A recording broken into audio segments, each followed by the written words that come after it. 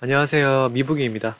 금일 TQQQ랑 SOX 매도 타이밍 말씀드릴 건데 간략하게 현재 대내적인 시장 상황이랑 단기적으로 주목해야 하는 이슈 보고 갈게요.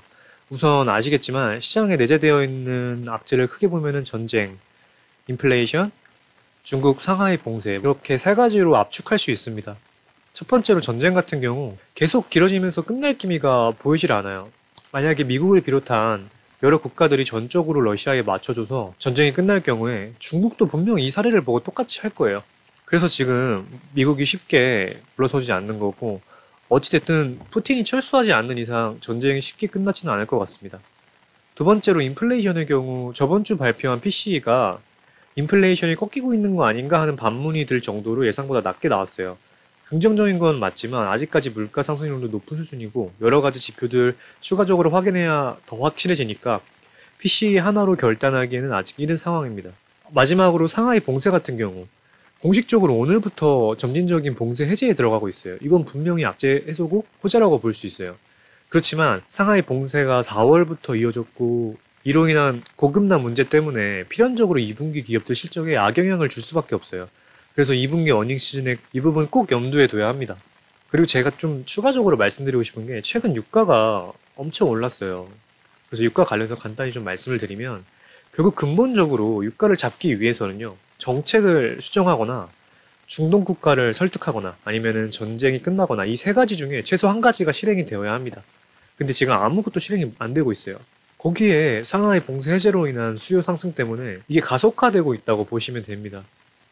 유가 같은 경우는 당연히 이제 인플레이션과 밀접한 관계에 있기 때문에 유심히 지켜보셔야 되고요. 그럼 이제 단기적으로 주목해야 할 이슈 말씀드리면 첫 번째로 오늘 밤 11시에 발표하는 제조업 구매자 지수 보셔야 합니다. 너무 낮게 나오면 경기 침체로 인해서 증시에 악영향을 줄 수 있으니까 그거 확인해 보셔야 되고 두 번째가 오펙 회의예요. 내일 7시에 진행하는데 포인트가 증산입니다. 증산한다는 얘기가 나오면 호재로 작용한다고 보시면 되고 이것도 유가 때문에 주의 깊게 보셔야 됩니다. 그리고 가장 중요한 게 다음 주 금요일에 발표하는 소비자 물가 지수 CPI 이게 진짜 중요합니다. 간략하게 좀 말씀드리면 시장 예상치보다 낮게 나오면 호재고 높을 경우에 악재라고 보시면 되는데 솔직히 이번에 유럽 CPI가 컨센보다 더 높게 나와서 살짝 걱정되긴 하는데 한번 지켜보겠습니다. 6월 금리 인상 같은 경우는 따로 말씀 안 드려도 중요한 거 다들 아실 겁니다. 그래서 제가 CPI랑 금리 인상 같은 경우는 다음 주에 내용 자세히 정리해서 따로 말씀드릴 수 있도록 하겠습니다. 결론적으로 지금 해결된 악재는 이제 상하이 봉쇄 하나예요. 나머지는 그대로고 연준에서 아직 공식적으로 긴축 속도 조절에 대한 이야기가 없어서 계속해서 지금 시장 상황 주시하면서 경계해야 되는 상황입니다. 이제 매도 타이밍 한번 볼게요. 보시는 차트는 나스닥 일봉 차트입니다. 지금은 무조건 지수 분석이 가장 중요하고 선행되어야 하기 때문에 나스닥 지수를 말씀드리는 거고 사실 TQQQ랑 SOX3라고 제가 말씀은 드렸지만 거의 모든 종목들을 관통한다고 보시면 좋을 것 같아요. 어차피 지금은 다 지수 따라가니까요. 보시면 시장 이런 단기적인 하방 추세에서 벗어나가지고 상승 전환했습니다. 과거에 한 번, 두 번, 세 번 다 못하다가 네 번째에 드디어 떨어졌어요. 그럼 이제 이 추세가 어디까지 지속이 되고 언제 팔아야 하는지 이게 가장 궁금해 하실 것 같아요.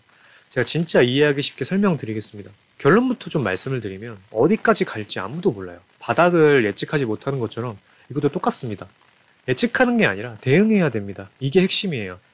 제가 보기에 가장 좀 가능성이 높다고 보는 건 아무래도 이렇게 중기 추세 상방 맞고 내려오는 그림인데 이때 상황에 따라서 갑자기 전쟁이 끝난다던가 하는 호재가 나온다. 그러면은 뭐 이런 식으로 갈 수도 있겠죠.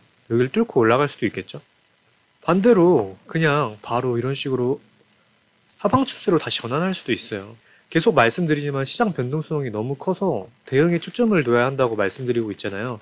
이렇게 대응하시면 됩니다. 어떻게 되든 추세가 깨질 거예요. 이때가 매도 타이밍이라고 보시면 됩니다. 조금 더 자세히 설명을 드릴게요. 큰 틀에서 보면은 이런 중기 하방 추세 있잖아요. 대략적으로 주가가 이런 식으로 간다고 한번 가정을 해볼게요. 그러면 제가 이 추세가 깨지는 여기에 매도 타이밍이라고 했고 반대로 이 추세가 깨지는 여기가 매수 타이밍인 거예요. 그 이후 매도 타이밍은 여기겠죠? 이런 식으로 대응하면 됩니다. 만약 좀 극단적인 경우에 예를 들어서 이렇게 떨어진다고 한번 가정을 해볼게요. 그러면은 이 추세가 깨지는 여기가 매도 포인트고 반대로 이 추세 깨진 여기가 매수 포인트인 거예요. 조금 더 추가적으로 말씀을 드리면 여기서 만약에 제가 매도하고 여기 매수한다고 했잖아요.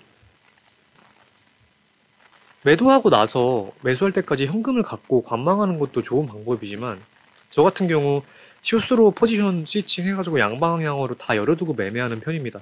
이거는 개인 투자 성향에 따라 다르고 당연히 리스크가 존재하다 보니까 본인에게 맞게끔 기준 설정하셔서 하시면 될 것 같아요. 정답은 없습니다. 추후에 저 같은 경우 어떻게 하는지 말씀드릴 거예요. 어렵게 생각하실 것 하나도 없습니다. 지금 보시면 작년 상승장과는 지금 완전히 다른 수준에 있어요. 그래서 지금 환경과 적합한 매매를 하는 게 리스크 관리 차원에서 유리하다고 생각합니다. 결론적으로 현재 기술적으로 볼 때 당장 낙관적인 상황인 건 맞습니다.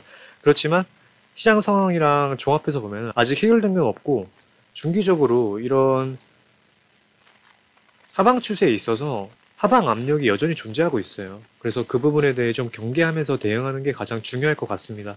제가 오늘은 좀 추세만 보고 말씀을 드렸는데 여러 가지 다 종합적으로 보고 판단하셔야 확률이 그만큼 더 올라가는 거니까 종합적으로 보고 판단하셔야 합니다. 상황 지속적으로 보면서 좋은 정보들을 계속 말씀드릴 수 있도록 하겠습니다. 그럼 오늘도 영상 시청해주셔서 감사드리고 도움이 되셨다면 구독과 좋아요 부탁드리겠습니다.